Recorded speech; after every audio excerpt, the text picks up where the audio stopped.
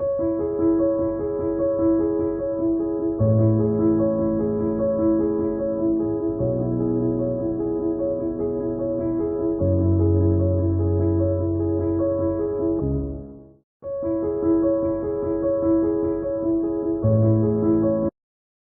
મિત્રો, શ્રી શિવશક્તિ સ્કૂલમાં આપ સર્વે વિદ્યાર્થી મિત્રોનું હાર્દિક સ્વાગત છે.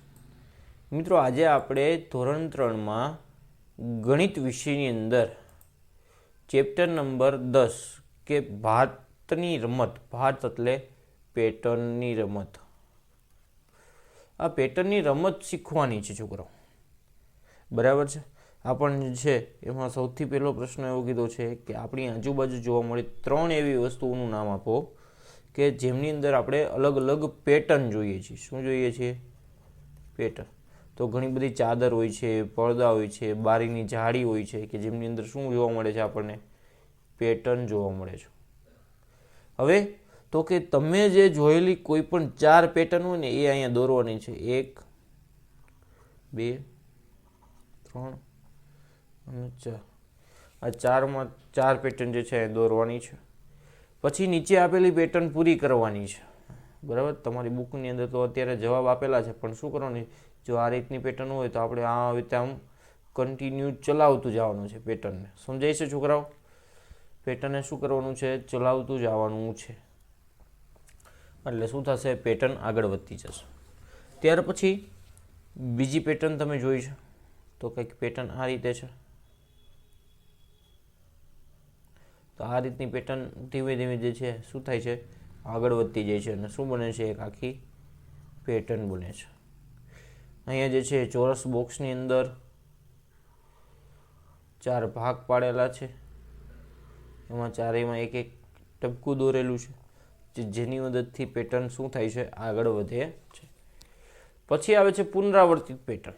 પુનરાવર્તિત પેટર્ન એટલે શું થાય? તો કે જો અહીં કેરી સીધી છે, અહીંયા ઊંધી છે.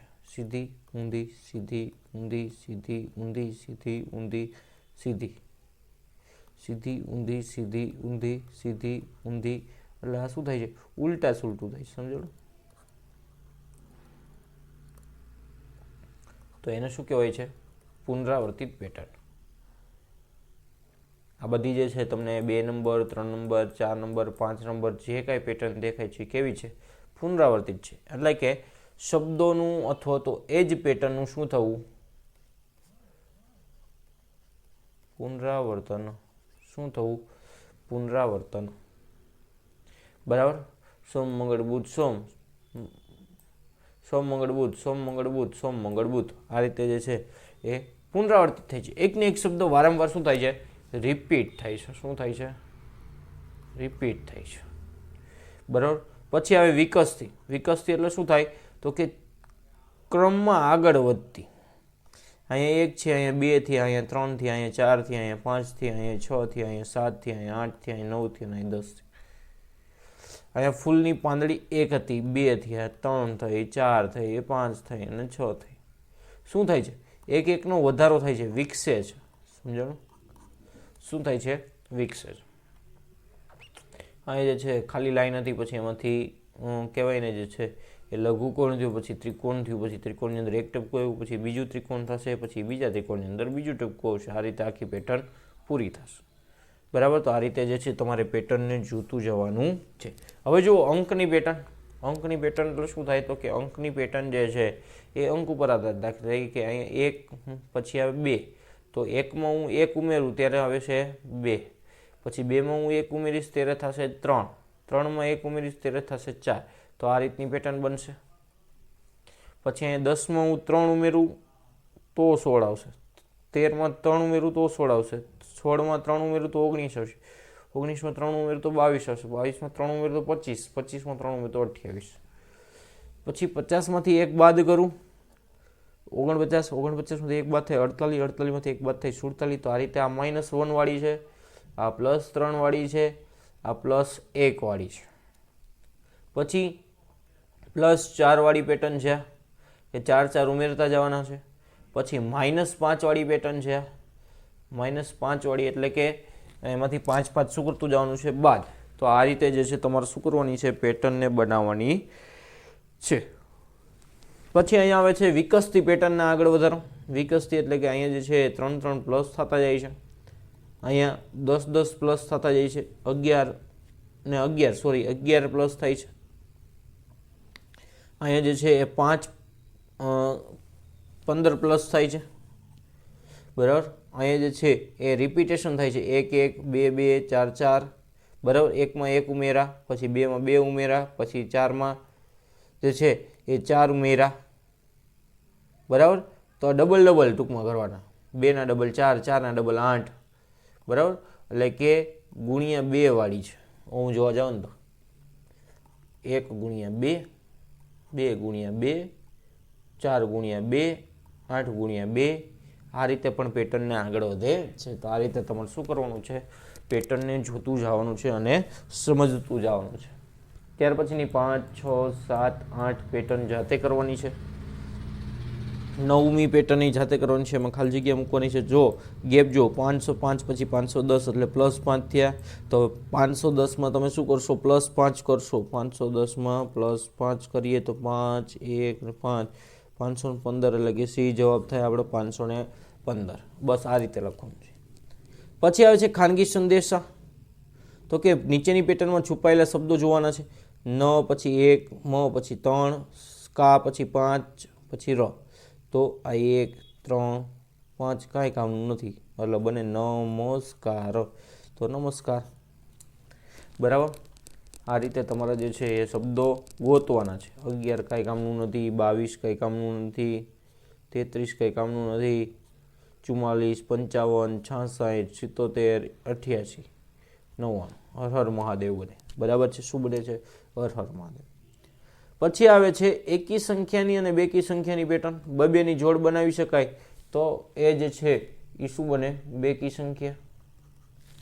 બેની જોડ બને નહીં, અથવા તો જોડમાં બનતા એક વસ્તુ શું થાય, વધે કે ઘટે, તો એને કહેવાય એકી સંખ્યા. દાખલા તરીકે હું એમ કહું કે 2 2 2, તો અહીં 2ની જોડ બની ગઈ, પણ અહીંયા નથી બનતી, તો આ એકી સંખ્યા આવે, એકી સંખ્યાવાળી પેટર્ન. 2 2 2 2, આ બેકી સંખ્યાવાળી પેટર્ન. શું કામ, આ 2 2ની જોડ બની ગઈ, બરાબર છે છોકરાઓ.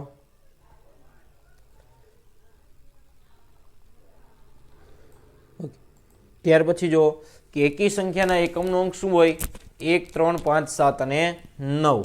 જ્યારે બેકી સંખ્યામાં 2 4 6 8 અને 0. દરેક સંખ્યા એકી કે બેકી પ્રકારની હોય. નીચેની સંખ્યામાં એકી સંખ્યા ઉપર રાઉન્ડ, બેકી સંખ્યા ઉપર ચોરસ. 36 જો એકમનો અંક જો 6 છે, તો શેમાં છે, બેકીમાં. તો બેકીમાં આવે તો શું કરવાનું, ચોરસ, બરાબર. તો આ રીતે તમારે શું કરવાનું છે, એ ચોરસ અને ગોળ કરવાનું છે. એકી સંખ્યા ઉપર ગોળ અને બેકી સંખ્યા ઉપર ચોરસ. ત્યાર પછી છે પેટર્નને આગળ વધારો અને ખાલી ખાનામાં ભરો. 5માં હું કેટલા ઉમેરું તો 7 આવશે, તો કે 2. 7માં 2, 9માં 2, તો એનો મતલબ આ +2 વાળી પેટર્ન છે. પછી i+2 વાળી છે, i+2 વાળી પેટર્ન છે, i+2 વાળી પેટર્ન છે, આ પણ 2 વાળી પેટર્ન છે, અને આ પણ 2 વાળી પેટર્ન છે, બરાબર. સરવાળો કરતું જવાનું છે 2 2નું, અને આ રીતે જે છે એ જોવાનું છે. 275 થી 285 વચ્ચે બધી જ બેકી સંખ્યા લખો. તો 75 જે છે એ એકી સંખ્યા, એટલે 275 ન આવે. 276 78 80 282 284. હવે 286 આવે, પણ આપણને ક્યાં સુધી કીધું છે, તો કે 285 સુધી કીધું. તો 285 એ ન આવે, કેમ કે એકમની સંખ્યાનો અંક 2 4 6 8 અને 0 હોવો જોઈએ. સમજાણું. તો આ રીતે તમારે નીચેના પ્રશ્નોના જવાબ પણ આપવાના છે. હવે છે 25મો પ્રશ્ન. ડાયરેક્ટ જોઈએ કે આપણે 250 થી 300 વચ્ચે આવતી એકી અને બેકી સંખ્યા લો. તો એકી સંખ્યા 251 કે જેનો એકમનો અંક જે છે 1 3 5 7 9 હોય, એ બધી ક્યાં આવશે, એકી સંખ્યા. જેની એકમની સંખ્યા નો અંક 2 4 6 8 અને 0, એ બધી ક્યાં આવશે, બેકી સંખ્યા. તો તમારે 250 થી લઈ 300 વચ્ચે જવાનું છે, અને જે છે એ જવાબ લખવાનો છે. 250 થી 300 ની વચ્ચે, એટલે વચ્ચે કીધું છે તો 300 પણ નહીં આવે, અને 250 પણ નહીં આવે. સમજાય છે છોકરાઓ? બરાબર. ઓકે. તો ત્યાર પછી જુઓ, તો ત્યાર પછી તમને આપેલું છે વર્ગીકરણ કરો કે 451 છે, 19 છે, 250 છે. તો આ એકી સંખ્યા કઈ છે અને બેકી સંખ્યા કઈ છે? જો અહીંયા જુઓ, તો અહીંયા તમને એકી સંખ્યા એકમનો અંક 1 છે, તો શેમાં આવશે? એકી સંખ્યા. અહીંયા એકમનો અંક 9 છે, તો 1 મેં તમને કીધું હતું 1, 3, 5, 7 અને 9 આ બધી એકી સંખ્યા. 2, 4, 6, 8 અને 0 આ બધી બેકી સંખ્યા. સમજાણું? તો અહીંયા 9 છે તો એકી સંખ્યા થાય, 0 તો બેકી સંખ્યા. તો આ રીતે તમારે વર્ગીકરણ કરવાનું છે. અને જે છે ત્યાર પછીનો પ્રશ્ન જોઈએ તો એવું કીધું છે કે એકી સંખ્યામાં જેનો જવાબ આવે એમાં ભૂરો રંગ પૂરવાનો છે અને બેકી સંખ્યામાં જવાબ આવે એમાં ગુલાબી રંગ પૂરવાનો છે. તો 9 × 5 એટલે 5 × 9 = 45. તો 5 જે છે એ એકી સંખ્યા છે, તો આમાં આપણે જે છે એ ભૂરો રંગ. 6 ને 2 = 54, તો 54 બેકી સંખ્યા. 5 ને 5 10, 0 બેકી સંખ્યા. 9 ને 6 જે છે એ થશે 15, 15 નો 5 એકી સંખ્યામાં. તો આ રીતે ભૂરો રંગ પૂરેલો છે. બરાબર છે. તો ભૂરા રંગમાં આ 1, આ 2, આ 3, બરાબર. આટલી જે છે એકી સંખ્યા છે જેનો જવાબ આવતા એકી સંખ્યા મળશે, અને બાકીનાનો જવાબ આવતા જે છે એ બેકી સંખ્યા મળશે. બરાબર છે. ત્યાર પછી જુઓ 1, 4 અને 6ના સ્થાન અદલ બદલ કરીને બનતી સંખ્યા જે છે તેમાં સૌથી મોટી અને સૌથી નાની સંખ્યા એકી છે કે તે બેકી તે જુઓ. 1, 4 અને 6 મળતી સંખ્યાઓ. 1, 4, 6, 1, 6, 4, 4, 6, 1. એટલે શું કર્યું છે? જો એકડો, ચોકડો અને છગડો છે ને એને ગોઠવવાની સંખ્યા. તો પહેલાં આપણે લખ્યું 1, 4, 6, પછી અહીં 4 ને આગળ કરીએ 4, 1, 6, પછી 6 ને આગળ કરીએ 6, 1, 4, પછી જે છે 1 ને આગળ કરીને 1, 6, 4, બરાબર. 4, 6, 1. તો આ રીતે જે છે 6, 4, 1 6 સંખ્યા બને. તો એમાંથી સૌથી મોટી સંખ્યા કઈ છે? 641 છે. સૌથી નાની કઈ છે? 146 છે. એકી સંખ્યા કઈ છે? તો કે જેની પાછળ 1, 3, 5, 7, 9 આવે તો એ એકી સંખ્યા થઈ જાય. બરાબર. 461 ને 641 બેકી સંખ્યા કઈ ગઈ છે? તો એના આધારે જવાબ આપવાનો છે. ત્યાર પછી જુઓ, ત્યાર પછી આપ્યું છે કે ક્રમમાં નામ કકાવારીમાં ગોઠવવાનું છે. પહેલા આવશે ક ઉપરથી, તો ક જે છે કમલ આવે, પછી ખ આવે, ગ આવે, ઘ આવે, ચ આવે. તો ચ ઉપરથી ચેતના.